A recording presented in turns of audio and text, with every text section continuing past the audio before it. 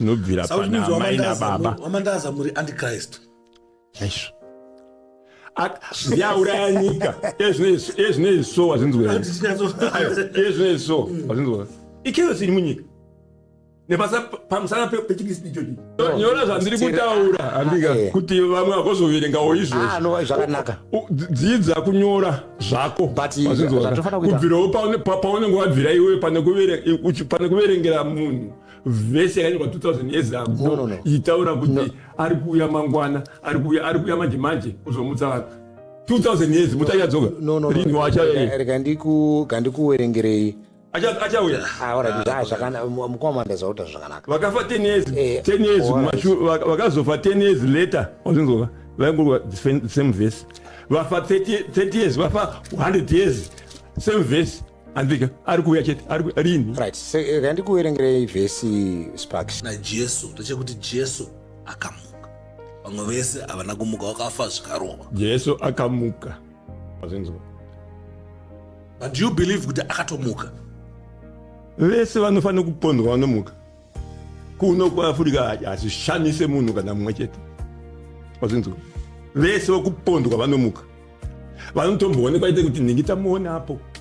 Ningi ari kumuka, ningi ari kudai. In reality, kunyanganya mukaverenga izvo zvikazviramba sikwa chinotaura kuti munhu kana apondwa zviya akafa zvisina kuita mushemushi anotomboonekwa.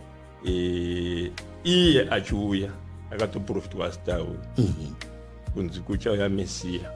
Amen. Mambo womaJudha. Makapaverenga? No, haiti mambo womaJudha. Haiti kuchauya Mesiya mambo womaJudha.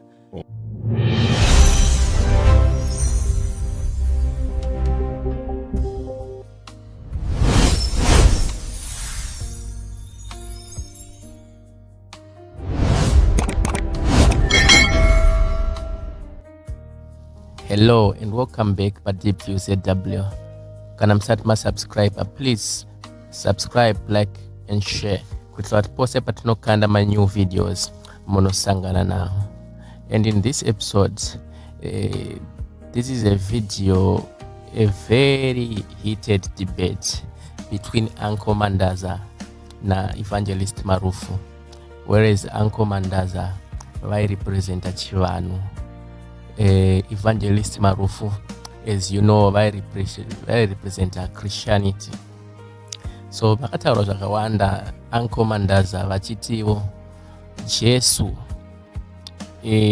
aiva great hake but akafira mhosva dzake uye akafirawo maJudha. Isusu zvinonziwo taiva nevedu hanzi vanachaminuka vana mbuya nehanda. On the other hand, Evangelist Marufu vaizama kuudza Uncle Mandaza kuti no, Jesu akafira the whole universe, akafira vanhu vose, and ndo chinamato chaicho chekutedzera. The debate was apa nehora. So without wasting much of your time, let's listen to the debate and tell us what you think in comment section. Kuti ndevapi vari right, was Uncle Mandaza vairatidza kuti vaipawo avo mafacts avaifungawo kuti ndizvo, and then Evangelist Marufu vaipawo zvavo zvavanotenda. So let's dive into the video. Iye achiuya akatoprofitwa stawi. Kunzi kuchauya Mesiya. Amen. Mambo womaJudha. Makapaverenga? No, haiti mambo womaJudha. Haiti kuchauya Mesiya mambo womaJudha. Jesu akanga zvokuti Jesu mambo womaJudha kunzi achauya. Kuti warare kuti mambo womaJudha. Jesu haana kuti ndiri mambo womaJudha. Ari zvakaita akanga astauya. Aivena prophecy yakaprofita. Even auya. Jesu haana kunzi even Jesu auya ndada kuti ndibva napa ndikumuone kuti zvakabvepi. Jesu even auya. Handitika haana kuti ndiri mambo womaJudha. Ari zvakaita zvekuti maJudha wachida kumuuraya. Mutemo wamaJudha waiti usauraya. Nokuti wakanga ine mutemo waMwari. Saka wachida kumuuraya wakagadzira nyaya yekuti ngatimuti ari kuzviti mambo womaJudha. Kuti wana Pirato, mapolitician, wakanga vari maromans wati pane mumwe mambo, so vanotenga nyaya womuraya. Ndoda kuti ndiverenge nyaya yacho pana John 19 verse 19 inoti Pirato akanyora rugaro akarwisa pamuchinjikwa kwakanyorwa kuchinzi Jesu weNazareta, mambo wavaJudha. Pirato akaita izvi. Pirato anga ari mupolitician. Zvino vaJudha vazhinji vakarava rugwaro urwu nekuti nzvimbo iyo yakanga yakaroverwa Jesu pamuchinjikwa yaiva pedyo neguta rakanga rakanyorwa nechiHebheru nechiRoma nechiGiriki. Ipapo vaprista navakuru vavaJudha vakatona Pirato, musanyora muchiti mambo wavaJudha, asi kuti wakati ndiri mambo wavaJudha. Pirato akapindura akati zvandanyora ndanyora. So you can hear from this. Vanhu vakanga vachidhibheta nyaya yacho. Vafarisi ndiwo vakaenda vakati ari kuzviti mambo wavaJudha. Pirato akati alright, ndakukunyorerai kuti ndiye mambo wavaJudha uyu. Akati musanyora muchiti mambo wavaJudha, asi nyorai muchiti ari kuzviti mambo wavaJudha. Jesu ana there is no statement you find. Mataura zvakanaka ndikupanzwisisa. Munoyatsonzo ongorora here kuti panguva yakauya Jesu painzi vanhu vose handiti vakanga vasingazoti kune Afrika,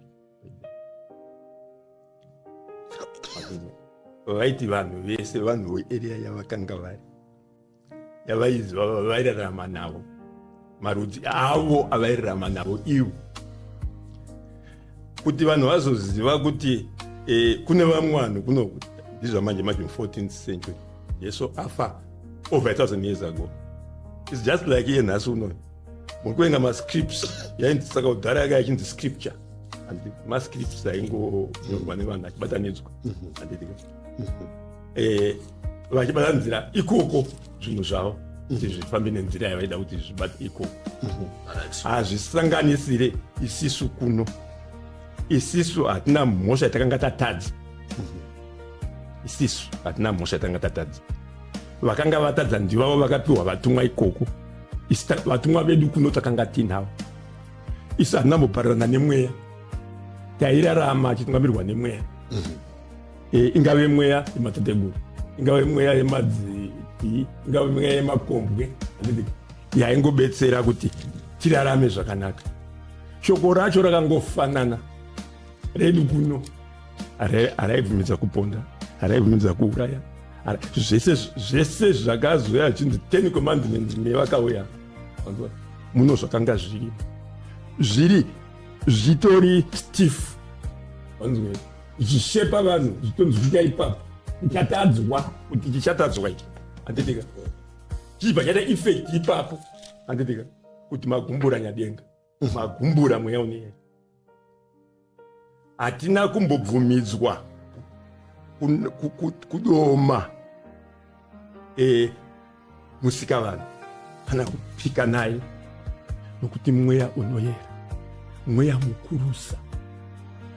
Masha here mweya kutamba naye, mweya kutamba naye yakawanda. Ana asekuru vako, mateguru ako, kana oona paanenga paina uyawo mudzimba, ndiye mungatotaura nayo iyo, museka naye. Museka namusika vanhu. Ko zvino nhasi iye musika vanhu wacho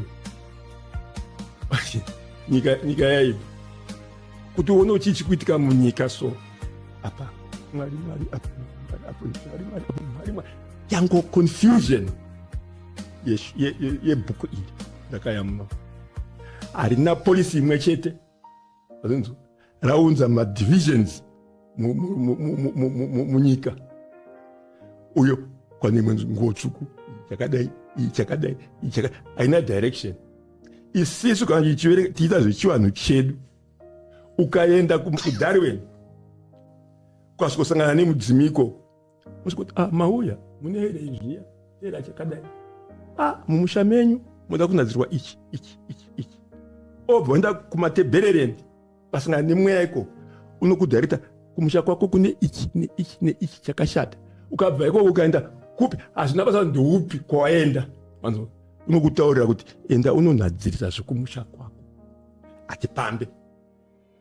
Hatina maorganization dzakafanana naakazouya naJesus. Asi angomanazvo munotendera kuti Jesu Kristu mwanakomana waMwari akafa akamuka akaenda kudenga?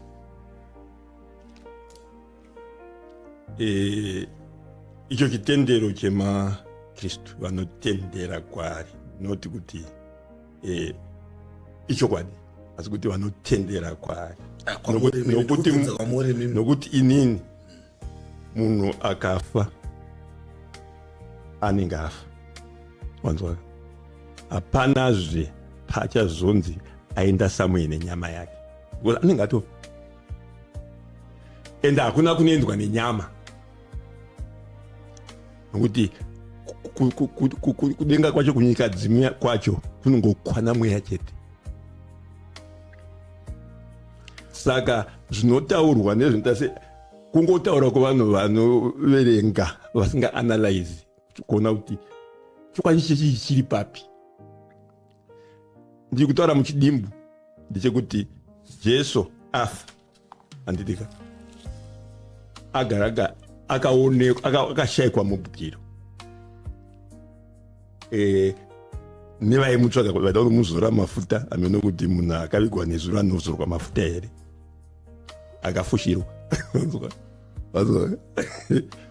Tobva ipapo kumuka kwake hapasiri tenda pakumuka kwacho kupi, hakuswere pane kusiyana kwaJesu paanonzi iye ndiJesu nesu, hapasi pere panotisiyanisa pakuti tuna vanhu vanga vari very powerful panyika panapa, vana Pablo, tatine vanani kubva kuFrance kuenzana nani vamwe nemapower, but chakasiyanisa ivo naJesu ndechekuti Jesu akamuka, vamwe vese havana kumuka, vakafa zvikarova. Jesu akamuka, azinzwa. But do you believe kuti akatomuka? Vese vanofanira kupondwa vanomuka. Kuno kuAfrica hazvishamise munhu kana mumwe chete, azinzwa. Vese vakupondwa vanomuka. Vanotomboonekwa ite kuti ningi tamuona apo, ningi ari kumuka, ningi ari kudai. In reality, kunyange dai mukaverenga izvo zvikazviramba, chikwa chinotaura kuti munhu kana apondwa zviya zviya akafa zvisina kuita mushemushe anotomboonekwa. Jesu akangoonekwawo ari achingoone, not in sevision, azinzwa. Anaonekwa sevision, nokuti paaifamba pacho nevamwe tu vari kuenda kuEmausi, ona vawanda, pane munhu anga aripo, akanga asiri iye, wazinzwa, yanga chachimweya, semweya inongoitika kuti ana Pegi munomu vaitenda kunowacha mbatya kuningirikini iye akafa. Saka zvoshamisa izvozvo, nokuti zvanyorwa. Yeah, it's getting more interesting and interesting. No, yes, facts. Without the respond, I think I love how Mandaza put it, and it's exciting, and thank you very much for also coming. Hanzizone munhu wese anofa zvokupondwa anomuka, pane panomboonekwa unzi pane chidzangara dzimwe. Kana kumusha kwavo vandozi vamwe akadariwa kumusha kwavo chaiko. Evangelist anzi kumusha kwenyu kuno wakapondwa wakamuka. Aitomudzi akaonekwa. But pane nyaya yekuti zvona akazokwira kudenga. Vision yese yemovie kune anonzi manyenyinya madzingo anongoti nya azvireti kuenda mudenga. Azenzo zvinoshamisa izvozvo. Zvinoshamisa here kuti munhu kana ada nokuti waverenga bhuku nokuti rakaya nemurungu atidaro. So isitiri kuti chedu chitendero, wanzwaka, chinotendera kuti iwe uri mwana wokwaningi, anditika une mateteguru ako, ana baba wako na mbuya vako vakakuzvara, ivavo ndio chain yaunonamata nayo, wanzwaka. Atinoti vadzimu, anditika munhu wese afa, anditika akunyika dzimu, ivava mudzimu mangwana. Wanzwa, kana asati kuita mudzimu iye ngarize kufa, akangofa chete ndiye tateguru wavazukuru vake. yeah, I think the structure is fine. To my story, Evangelist, pane respondere. Yeah, of course. Oh, it's okay. I need to respond this.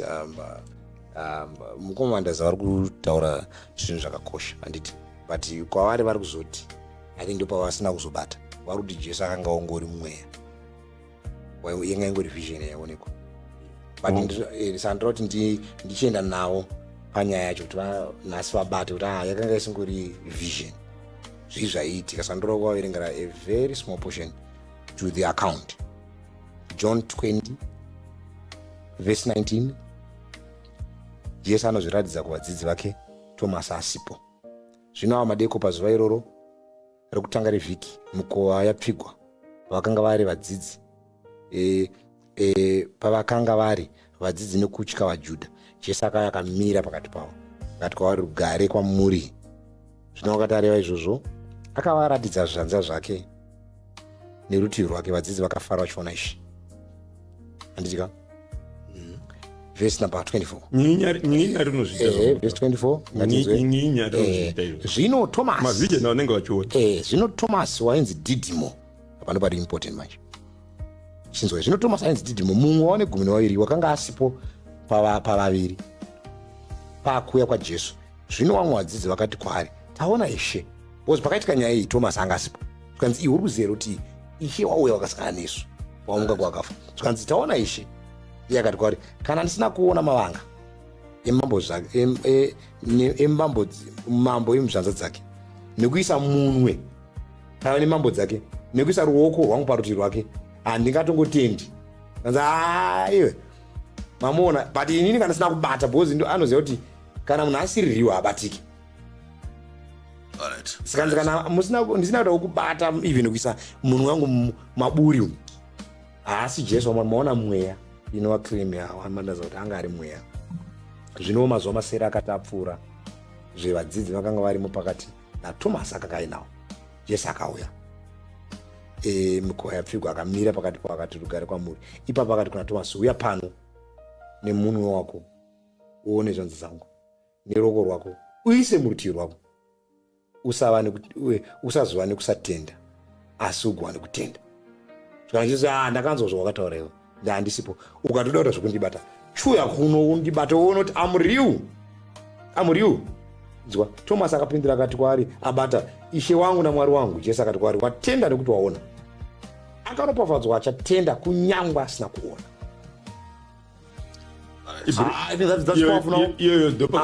Manzwa here Thomas anga aine doubt. Manzwa here mukoma Mandaza, I want you to reason logically. Thomas had also same dilemma that you have. Yekuti Jesu anga ari mweya. Because Thomas unozvanga achiclaim. Aiwa zvamarati zvamaona chigorototo chamaona. Ini zvamataura kuti ndikafa ndenda mudzimani mune chimweya. Zvamuri kutaura ini. Thomas unozvaifunga kuti maona mweya. Asi Jesu.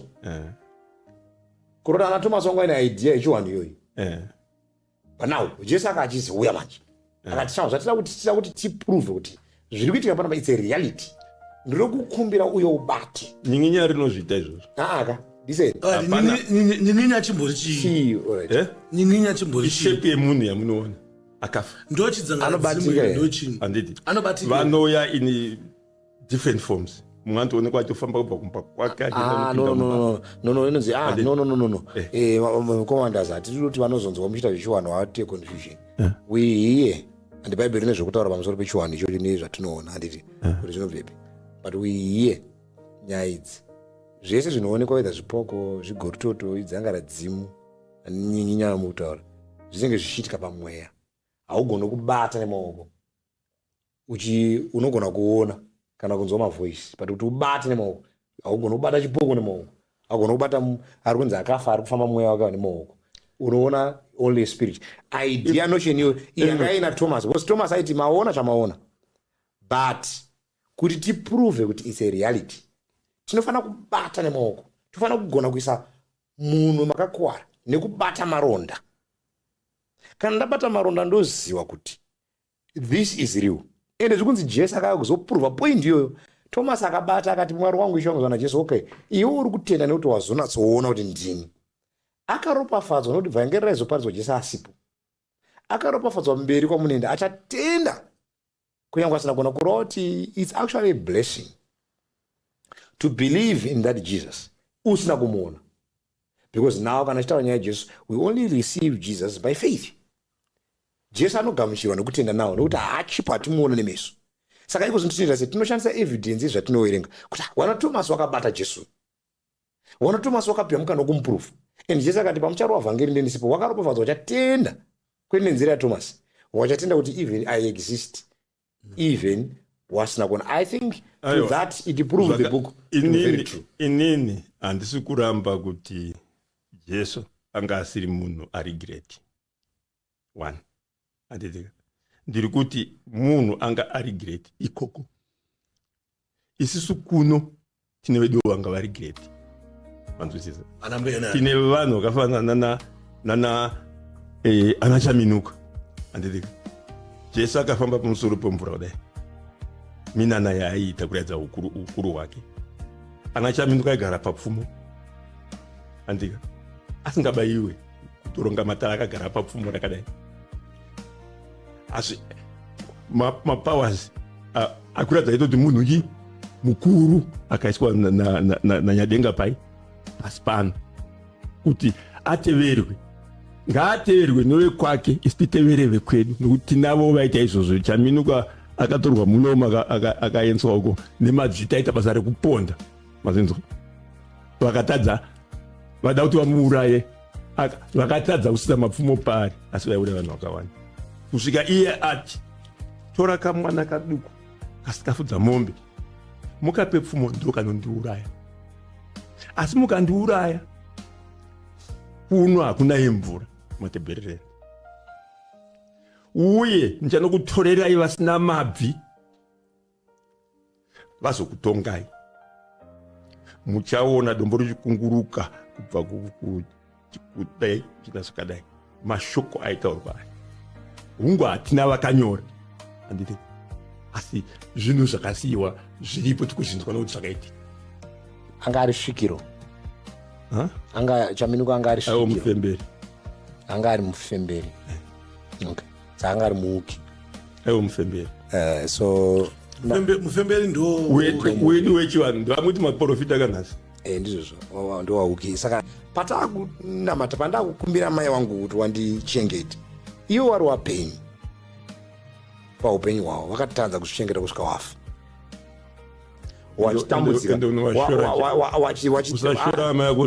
ndikuti mai wangu inini nababa wangu wari wapenyu waitadza kuzvichengeta, even warwara havana kugona kuzvirapa, tikamumhanyisa muzvipatara vakafira muzvipatara, they could not keep their own lives safe. Kana wakafa wasina kuenda kuDubai, wasina kukwira ndege kuenda kuDubai, but wafa ndakunzini mai wangu wakatadza kuenda kuDubai, ndiwakumbire kuti wazonditungamira kuenda kuDubai kwawasina kumboenda, chawakakwira ibhazi wari wapenyu, asiko zvinonzi wanondogona kukumbira kupinda neni mundege woenda kuDubai, ndamuDubai wachanditungamira muDubai mawasina kupinda imomo kuti wandiendesi kwandira kuenda kwawaitadza kuita iye wari wapenyu. Saka we see kuti there is a manipulation iri clear inoitwa, there is a distortion. Saka ndava Christianity inotudza kuti Satan now, kuti Kristu tinochiudzwa mweya waSatan. Satan manje anouya ndiye, saka Bhaibheri kuti mweya iyi inonyangadza Jehovha, wafemberi, masvikiro, wauki, because kana tauya kuno kumanje kubhuku rinochiudza kuti iyi mweya yetsvina. Tinofanira kuchita distance ourselves kubva kuzvasviro. Kana tagamuchira shoko raMwari, tagamuchira amutungamiriri wedu. 1 Peter chapter 2 verse number 22 inoti Kristu Jesu akakutambudzikirai, akakusiyirai mufananidzo kuti muteere makore ake. Watakuteera isusu kuchiKristu ndi Jesu, hatichateere masvikiro newauki, because iyi inenge yakunzi mweya yetsvina. Pane manipulation yekuti ndifoswe kunamata mai wangu, ndifoswe kunamata baba wangu, chinzi wane masimba wainawo, kana wafa wagona kurapa wapenyu, wagona kuya pakati pawapenyu wachitaura zvavanga vasingagona kuona iwo. So there is a notion yekuti when you die you become so supernatural. Kana ukafa unodzoka wane masimba ekuziya pane imwe midziyo unga usingaziye wafa. Wakafa hawagone kuya pakati pawapenyu wachipa masimba wapenyu. Izvi chete zvinoizwa izvozvo manzwa here mukuzviramba nokuti wakaverenga, but here chaiye kumusha kwenyingisi so unotoona kuzviramba zviri mudzidza mako saka kuramba kusina kukwana tiri kuti ngati analyze upenyu hwedu kuti tisafurirwe manzwaka nezvinouya tisafurirwe nemabhuku anouya anditika izvo zvedu ivo amai hungu vanga vasina chavainogona kana vafa vaenda kunyika dzimu kana vapiwa masimba ekuti vandirape chakaipa chii vanomapiwa nani midzimu yese ndeyamwari kana tichiti mudzimu unoera ndeyamwari tiri kutaura kuti sheini yevadzimu yacho yose tinge tinamata Mwari.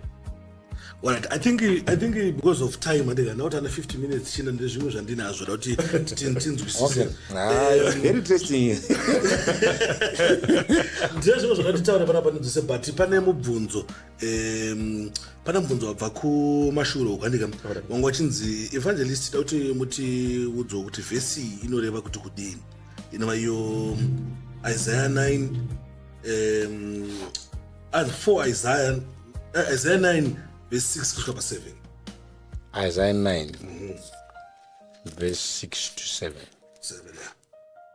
Nekuti takazvarwa mwana, takapiwa mwanakomana, umambo uchava pafudzi rake. Uchanzi unoshamisa, gota, Mwari une simba, baba wokusingaperi, muchinda worugare. So mona Isaiah tiri kuona anonzi ma messianic prophecies. So panapa pari usati wauwerenga vhesi nyaya yacho inenge yatangira pana Isaiah 7 verse number 14 ndione watangira inonzi messianic prophecy. Pari kunzi naizvozvo Ishameni achakupai chiratidzo, tarirai mhandara ichava nemimba ikabereka mwanakomana, yomutumidza zita Emmanuel.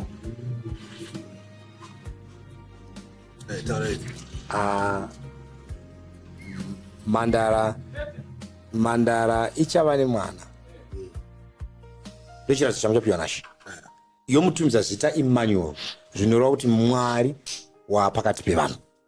Saka nyaya yemwana uyu yakutaurwa yatanga mhandara yakutaurwa ndiMaria, takazona Maria akazvara Jesu ari mhandara. Pana mukaverenga verse number 6 manje yakuti takapiwa mwana wewe, mwana komana, saka Jesu ainzi mwana komana. Umambo uchava pafudzi rake, uchanzi unoshamisa, gota, Mwari une simba, baba wokusingaperi, muchinda worugare. Saka patiri kuona Jesu ndiMwari apakati pevanhu. Patiri kuona Jesu ndiMwari ane simba auya kuzoonekwa. So iyoyo tinoiti kana chidza inonzi the mystery of godliness, that God manifested into men, kuti Mwari akauya muchimiro chevanhu akaonekwa achifamba. Saka even iye Jesu ari panyika akakonfirmera kuti ndiMwari apakati pevanhu. John 14 verse number 10 verse number 8. Filipo akati kwaari, Ishe tiratidzei baba zvigotiringana. Nongotaura kuna baba vari kudenga, chitiratidzai baba wacho zvitiringane. Jesu akati kwaari, ndava newe nguva huru Filipo yakadai, hausati wandiziva here? Filipo, wandiona ini aona baba, zvinoonera seiko kuti tiratidzei baba? Zvazi iwe uri kutaura zvokuti uda kuona baba? Iyi nguva isenda ukatoona ini watoona baba, hautendi here kuti ndiri muna baba nababa vari mandiri?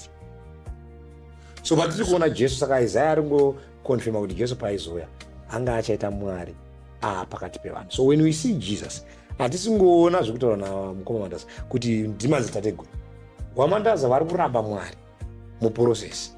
When you deny Jesus, you are refusing God. Ndosaka Jesu ari iye ega pamareligions ese akagona kumuka kuwakafa. Vana Mahamadi, vana Gautama, kuchivanhu hatina guva, chero vana Chaminuka warutaura ravanogona kuti tinogedzera kuti guva rachaminuka mabhonzo akahamuna. Pakafusirwa munhu wese. Today, the power izvozvo religion and Christianity death and resurrection. Izvozvo manzwaka hazviite kuti ndide munhu asiri wangu. Fungi ndati chitendero chechivanhu chedu isusu vanhu chinobvira pana mai nababa. waMandaza muri antichrist.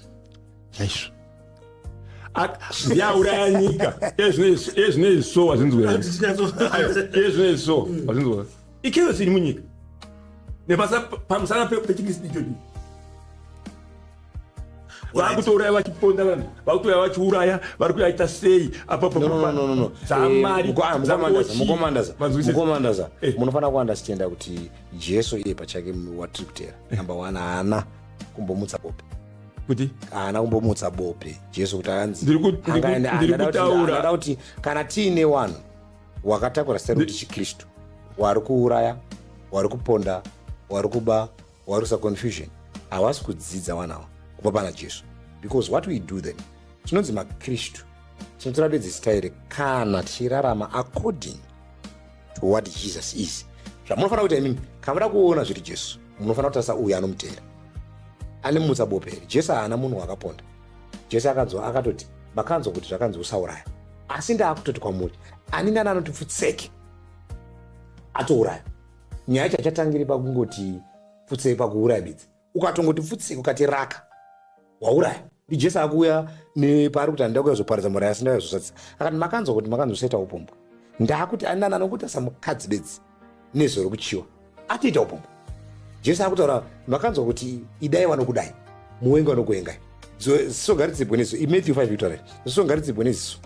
Asi ndinoti kwauri idai vawengi wenyu kana muchida vanokudai bedzi masiyaneni waedheni, nekuti waedheni asi ukada anokuwenga waisa mavhunzi anopisa pamusoro pake.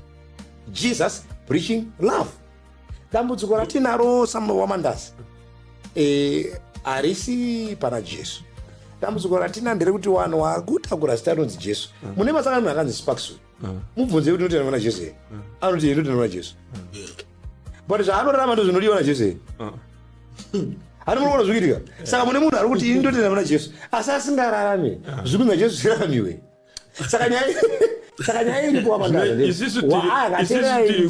Saka imimi you can't then judge Jesus according to someone who claims to have Jesus, who claims to believe in Jesus, who is not living according to the principle of Jesus. Ndodambudziko rakaita chiKristu. Kune vanhu vauya nezitano zvakaita mamissionaries vamutaura varungu vakauya vachifanira kuparidza rudo, but kwakuona kuti vanhu vatiri kuparidzira vane kupusa vakachiva land yevatema vakatanga kushandisa bhuku iri manje for their own gain, kwete kuti bhuku iri ndo zvarinodzidzisa. Bhuku iri kutoti aiwa dananai love. Jesu akatoti muchazikana pakati pevanhu kuti muri vadzidzi wangu kana muine rudo pakati dananai. Hapana. Saka we can't then judge Jesus. Aiwa uyu akanga achirasisa dzidziso dzaJesu. Zvakanaka. Iye zvinezvi hapana ari kurarama akabata bhuku iro vasinzoka nechido chokuda vanhu. Masangana neni kamukomana handisi kuratidza rudo iri. Rudo rwe kwaunotungamira utazvimani aiwa kano but ndisofa pana dati kwaunotungamira uri kutorarama mukomandaza ndikuti ngatisashandisei kwandorarama ndiri, ndikuti ngatishandisei zvatisi kuona izvozvi. Sofa ava vanataura nemi ndichikurukura nemi pane vakunoti imimi munoziva kuti mabhaibheri vanoshora vanhu, munoziva imwe mabhaibheri kuti vanotuka zvimwe zvitendero. Ndati ndagara nemi panapo mune here mhosva yamukandipomera kuti iwe uona zvimarandondishora no pandinoratidza rudo ndiri kurarama ndozvinotaura nebhuku kuti dai munhu wese. Ina ndakamborarama nemi apostol zvokuti ndingazive mukandipa chanzi kurarama nemi nguva yatafamba tese. Ndiri kuti nguva yatararama tese yatakurukura mukanema kuti iwe uchaiye mukanema kuti ndipomera kuti iwe uchaiye uri pano. Chekutanga hausi kugura zvako. But even ndiri kuda kutsanangura pamusoro ndiri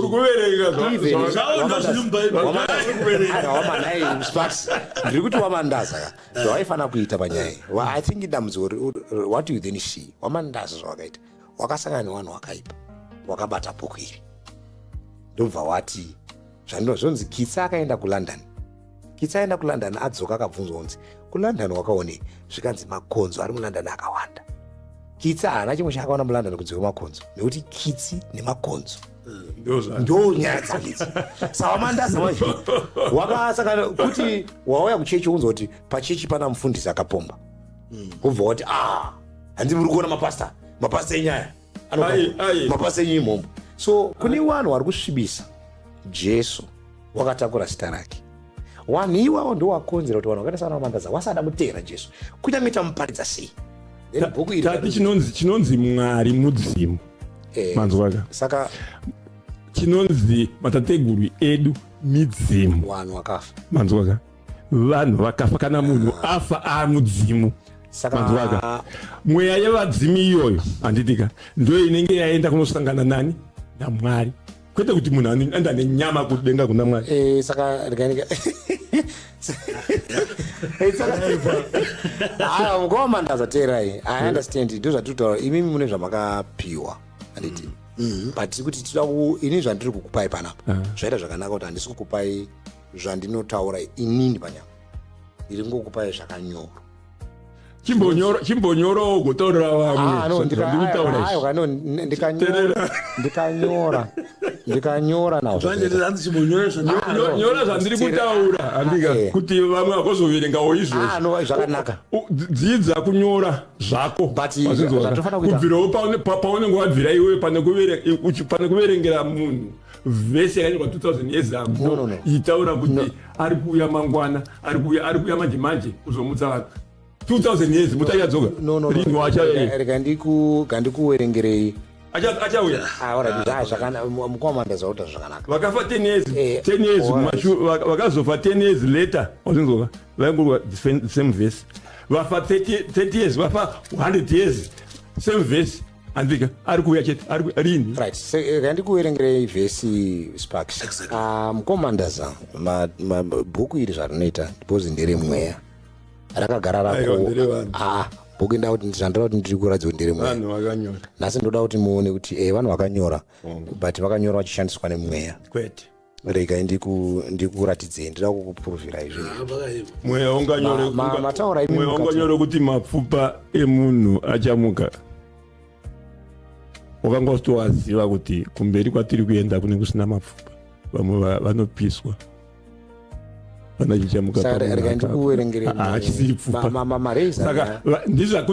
mareza nyaya iri very important yekuti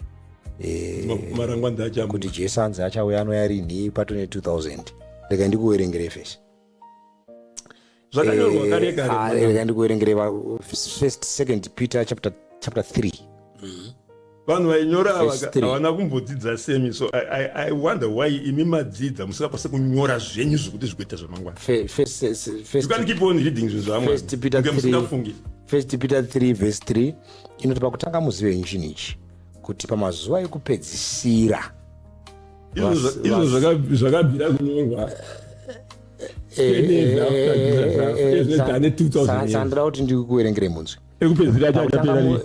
pakutanga muzive nchi nichi kuti pamazuva ekupedzisira vaseki vachauya vachiseka vachifamba nekuchiva kwavo vachiti ko chipikirwa chake chekuuya chiripiko zvino nekuti kubva pakuparara kwamadzibaba edu zvinhu zvose zvinongoramba zvakaita zvazvakanga zvakaita kubva pakutanga kwokusikwa kwezvinhu ko chipikirwa chake chiripiko zvino vanhu vakaita semi vakaonekwa nebhuku iri kuti nguva padzichafamba kuno vanhu vachauya vachiseka vachiti ko kuuya kwake kuripi zvinhu madzibaba edu akatofa zvinhu zviri kungoramba zvakaita tirikuramba tichingorarama inobva yati mberi nekuti vanokanganwa nebhoni chini ichi kuti kare denga raimbwapo nenyika yaimbwapo zvakamboparadzwa nemvura naizvo nyika yaimbwapo yakaparadzwa nemvura asi denga razvino izvi nenyika zvino ichaigirwa mumoto unopisa asi vadikanwa nyika yakaparadzwa nemvura ndeipi nyika yaNoa zvakanyorwa mubhuku iri Noa kwaigara nokuziva ndikuti ndoda kuti ndimbokupa yaNoa tinozoenda nandira kuti yaNoa munozotipa apa nandira kuti mubate kuti bhaibheri riri kuti nyika yazvino chakapatisitera ishe haanonoki kuita sezvaakapikira sezvinoreva mwe achiti unonoka Jesu haasi kunonoka sezvamurikutaura kuti muri kureva muchiti unonoka asi ane mwoyo murefu kwamuri nekuti hari kuti vamwe varashike asi kuti vose vatendeuke chana chichitomisa Jesu kudzoka ndini kuti tange tasangana papodcast inei nditanga ndambokuparidzira inini kuti kana makakamanzwa muconversation inei muti ndanga ndisina kumbonzwa nenyaya idzi dzakadai kana zvikanga zvadaro nemajesu chena kuti Jesu anga achiti ndingadzoka sei kuzotonga wamandaza vasina kusangana nemuvhangeri muvhangeri ndochigadzira podcast pamazuva ekupedzisira naSparks wamandaza wogara iwe uwerenga mavhesi nange wakaramba sodi wamandaza ngawanzwe ana Jesu kana wakanga waparidza wakaramba guma itsoka asi wanzwa so basa redu isusu nevhangeri nekuya kwatinoita naro ndosaka tichiita maplatforms ana sparks vamwe avanzwisi inyaya yekuti kana tikanga tauya tasvikirawo mandaikuona ekupi